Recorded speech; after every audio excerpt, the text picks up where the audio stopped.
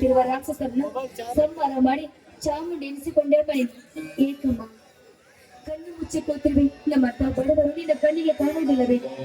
ನಮ್ಮಂತ ಬಡವರು ಕಾಪಾಡ ಭಾರ ನಿನ್ನದು, ತಾಯಿ ನಿನ್ನದು.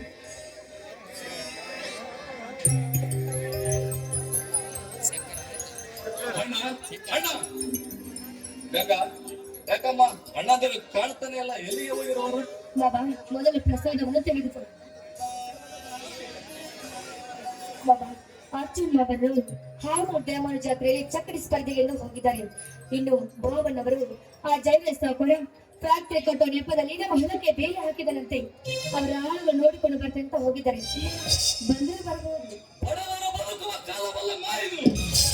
ಶ್ರೀಮಂತರ ಕಾಲ, ಅದಕ್ಕೆ ಮಹಾತ್ಮ ಗಾಂಧೀಜಿ ಅವರನ್ನು ಮಾತನ್ನು ಹೇಳ್ತಾರೆ, ಬಡ ರೈತ ಬದುಕಿದರೆ ಭಾರತವೇ ಬದುಕಿತು. ಆದರೆ ಫ್ಯಾಕ್ಟರಿ ಎಂಬ ಭೂತಕ್ಕೆ ಸಿಕ್ಕ ನಮ್ಮಂತ ಸಣ್ಣ ಸಣ್ಣ ರೈತರು ಬದುಕುವುದು ದೊಡ್ಡ ಸಾಧನೆ ಕೆಲಸ. ಅಷ್ಟೇ ಯಾಕಮ್ಮ, ಈ ಕಲಿಯುಗದಲ್ಲಿ ನಮ್ಮಂತ ಬಡವರ ಆಸ್ತಿಯನ್ನು ಕಬಳಿಸುವ ದೊಡ್ಡ ಶ್ರೀಮಂತರ ಕಾಲವು ಮಾಡಿದು. ಶ್ರೀಮಂತರ ಕಾಲ ಅದಿರ್ಲಿ ಮಾವ, ಇವತ್ತಿನ ಬಿಕಾಂ ರಿಸಲ್ಟ್ ಇತ್ತಲ್ಲ, ಏನಾಯ್ತು? ಫಸ್ಟ್ ಕ್ಲಾಸ್ ನಲ್ಲಿ ಪಾಸ್ ಆಗಿದ್ದೇನಮ್ಮ. ಅದನ್ನೇ ತಿಳಿಸಲು ಸ್ವೀಟ್ ಅಂತ ತಂದಿದ್ದೆ ನಮ್ಮ ತೆಗೆದು.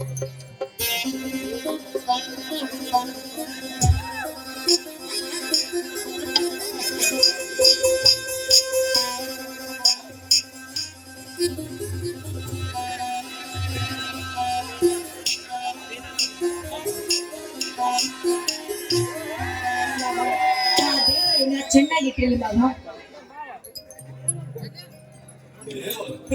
ಎಲ್ಲಿರುವನಮ್ಮ ನಿನ್ನ ದೇವರು? ಗರ್ಭಗುಡಿಯಲ್ಲಿ ಕಲ್ಲಲ್ಲಿ ಕಲ್ಲಾಗಿ ಕುಳಿತು ಬಿಟ್ಟಿದ್ದಮ್ಮ. 3 ಹೊತ್ತು ಆ ದೇವರನ್ನು ಪೂಜಿಸಿದರೆ ಏನು ಪ್ರಯೋಜನವೇ ಇಲ್ಲ.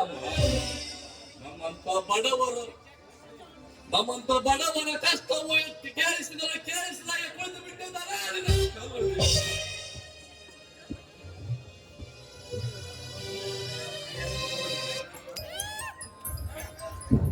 ಯಾಕೆ ಶಂಕರ ದೇವರಿಗೆ ರೀತಿ ಮಾತನಾಡ್ತಿದ್ರು? ಯಾಕೆ, ಏನಾಗಿದೆ? ಬನ್ನಿ ಬಾಬಾ.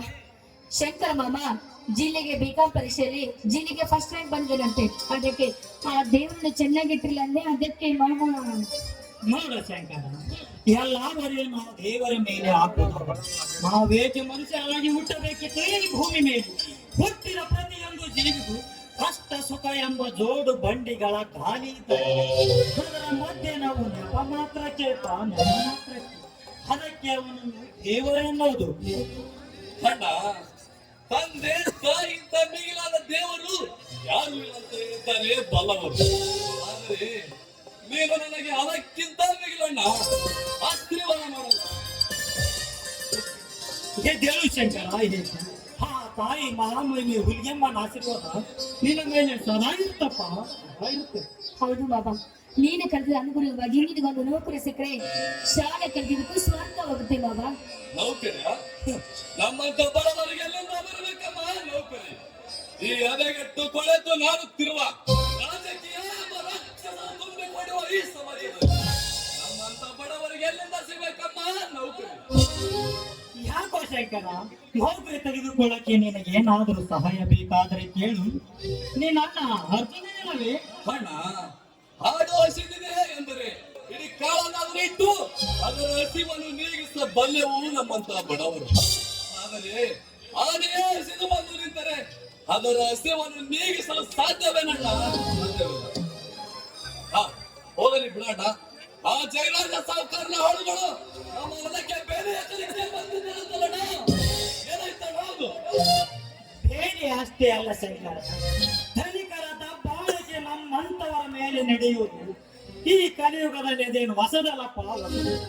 ಧರ್ಮ ತುಂಬಿದ ಕಲಿಯುಗದಲ್ಲಿ ಧರ್ಮದಂತೆ ನಡೆಯುವವರಿಗೆ ಕಾಲವಲ್ಲಪ್ಪ, ಇದು ಕಾಲವಲ್ಲ. ಆ ಸ್ವಚ್ಛನ ಸಹಕಾರನಿಗೆ ನಮ್ಮ ಹೊಲವನ್ನು ಮಾರಲಿಕ್ಕೆ ಕೊಡಬೇಕಂತೆ ಫ್ಯಾಕ್ಟರಿ ಕಟ್ಟಲು.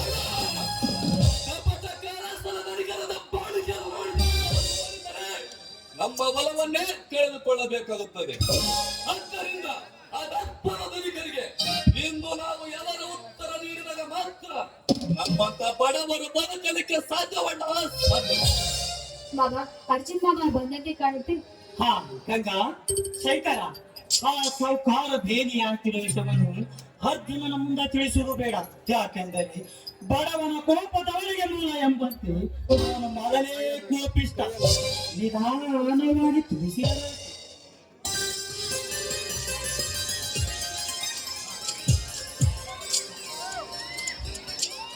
ಯಾಕಣ್ಣ ಎಲ್ಲರೂ ಏನೋ ವಿಚಾರ ಮಾಡುತ್ತಾನಂತ ಕಾಣುತ್ತದೆ, ಏನಾಗಿದೆ?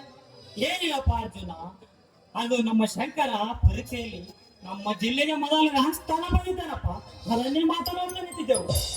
ಅಣ್ಣ ಆಶೀರ್ವಾದ ಮಾಡೋಣ. ದೇವಶಂಕರ ಎದ್ದೇಳು. ಇಷ್ಟು ದಿನ ಸಾಗಿ ಕಲಿತ ನಿನ್ನ ಜೀವನ ಸಾರ್ಥಕವಾಯಿತು. ಅಷ್ಟೇ ಅಲ್ಲ, ಈ ನಿನ್ನ ಅಣ್ಣ ಅರ್ಜುನನಿಗೂ ಬೆಟ್ಟದಷ್ಟು ಸಂತೋಷವಾಯಿತು. ಅಣ್ಣ ಬಡತನದ ಬೇಗೆಯಲ್ಲಿ ಬೆಂದು ಇಷ್ಟು ದಿನ ಸಾಗಿ ಕಲಿತ ಈ ಅರ್ಜುನನ ತಮ್ಮ ಶಂಕರ್ ಇಂದು B.Com ಪದವೀಧರ. ಬಾ ಶಂಕರ ಬಾ. ಮಾವ, ಹಾವನೂರು ದ್ಯಾಮೋನ್ ಜಾತ್ರೆಗೆ ಚಕ್ರಿ ಸ್ಪರ್ಧೆಗೆ ಹೋಗಿದ್ರಲ್ಲ, ಏನಾಯ್ತು? ಗಂಗಾ ಹಿಂದೆ ಕುರುಕ್ಷೇತ್ರದಲ್ಲಿ ಅರ್ಜುನನಿಗೆ ಸಾರಥಿಯಾಗಿ ನಿಂತು ಪಾಂಡವರಿಗೆ ವಿಜಯದ ಪತಾಕೆಯನ್ನು ಆರಿಸಿಕೊಂಡ ಶ್ರೀಕೃಷ್ಣ ಪರಮಾತ್ಮನಂತೆ ಇಂದು ಈ ಕಲಿಯುಗದಲ್ಲಿ ತಾಯಿಯಲ್ಲದೆ ನನಗೆ ತಾಯಿಯಾಗಿ ನಮ್ಮ ಮನೆಯ ದೇವತೆಯಾಗಿ ಆಶೀರ್ವದಿಸುತ್ತ ಬಂದಿರುವ ಜಗದ ಜನನಿ ಜಗಜ್ಜರೂಪಿಣಿ, ಬೇಡಿದವರಿಗೆ ಸಕಲ ಐಶ್ವರ್ಯವನ್ನು ದಯಪಾಲಿಸುವ ಆ ಜಗನ್ಮಾತೆ ದುರ್ಗಾದೇವಿ ಆಶೀರ್ವಾದ ನನ್ನ ಮೇಲೆ ಇರುವವರೆಗೂ ಸೋಲು ಎಂಬುದನ್ನೇ ಬರಲಿಲ್ಲ.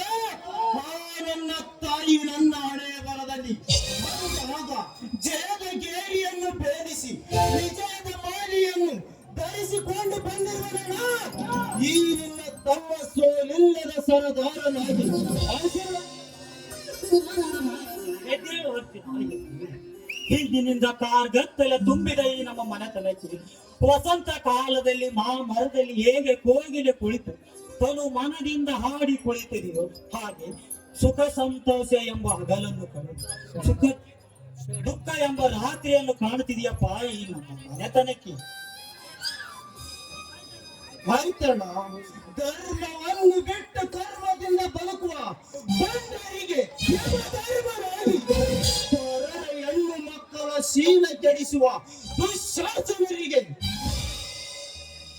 ಶ್ರೀಕೃಷ್ಣ ಪರಮಾತ್ಮನಾಗಿ ಸ್ವಾರ್ಥ ತುಂಬಿದ ಈ ಸಮಾಜದಲ್ಲಿ ನಿಸ್ವಾರ್ಥಿಯಾಗಿ ಜನ ಮೆಚ್ಚಿದ ಮಗನಾಗಿ ಬಾಳುತ್ತಾನಲ್ಲ ಈ ಸಮಾಜದಲ್ಲಿ. ಹೌದು ಅರ್ಜುನ, ಹೌದು, ನಿನ್ನ ಮಾತು ನಿಜನಪ್ಪ. ಆದರೆ ಹಿಂದಿನಿಂದ ಕಾರ್ಗತ್ತಲೆ ತುಂಬಿದ ಈ ನಮ್ಮ ಮನೆತನಕ್ಕೆ ವಸಂತ ಕಾಲದೊಳಗೆ ಮರದಲ್ಲಿ ಹೇಗೆ ಹೋಗಿದೆ ತನು ಮನದಿಂದ ಹಾಡಿ ಕುಳಿತಿದೆಯೋ ಹಾಗೆ ಸುಖ ಸಂತೋಷ ಎಂಬ ರಾತ್ರಿಯನ್ನು ಕಳೆದು ದುಃಖ ಎಂಬ ಗೊತ್ತಿದೆಯಪ್ಪ ನಮ್ಮ ಮನೆತನ. ಹೌದು ಬಾಬಾ, ಬೆಳದಿಂಗಳ ಚಂದ್ರಂತಿರೋ ನಮ್ಮ ಸಂಸಾರಕ್ಕೆ ಹಾಲಿಗೆ ಸಕ್ಕರೆ ಹಾಕಿ ಕುಡಿದಂತಾಯ್ತು ನಮ್ಮ ಜೀವನ.